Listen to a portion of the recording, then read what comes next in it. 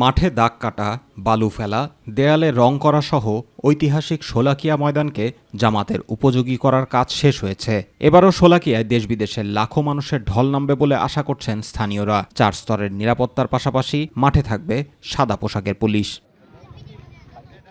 জানা যায় মসনদি আলা ঈশা খানের ষষ্ঠ বংশধর দেওয়ান হয়বত খান বাহাদুর কিশোরগঞ্জের জমিদারি প্রতিষ্ঠার পর ইংরেজি 1828 সালে কিশোরগঞ্জ জেলা শহরের নরসুদা নদীর তীরে 7 একর জমির উপর এই ঈদগাহ প্রতিষ্ঠা করেন। সে বছর শোলাকিয়ায় অনুষ্ঠিত প্রথম জামাতে 1.25 লাখ মুসল্লি অংশগ্রহণ করেন। আর সেখান থেকেই আজকে শোলাকিয়া মাঠে একসঙ্গে 2 লাখেরও বেশি মুসল্লি জামাতে নামাজ আদায় করেন।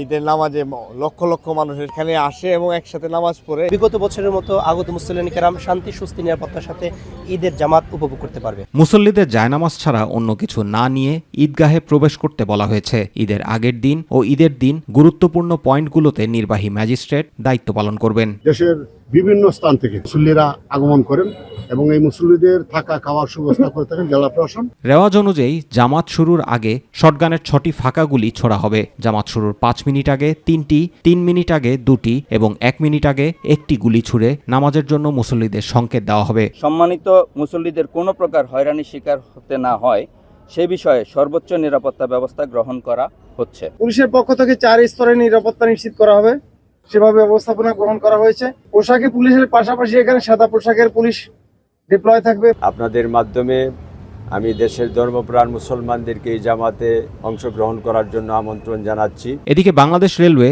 ঈদের দিন মুসল্লিদের আসা যাওয়ার সুবিধার্থে শোলাকিয়া স্পেশাল নামে 2টি বিশেষ ট্রেনের ব্যবস্থা করেছে।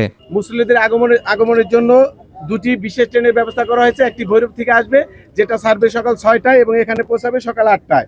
আর ময়মনসিংহ থেকে একটা বিশেষ ট্রেন রয়েছে, ভোর 5টা 45 মিনিটে ছাড়বে এবং এখানে উপস্থিত হবে 8টা 30 মিনিটে। জুবাইর রহমান, মাই টিভি নিউজ।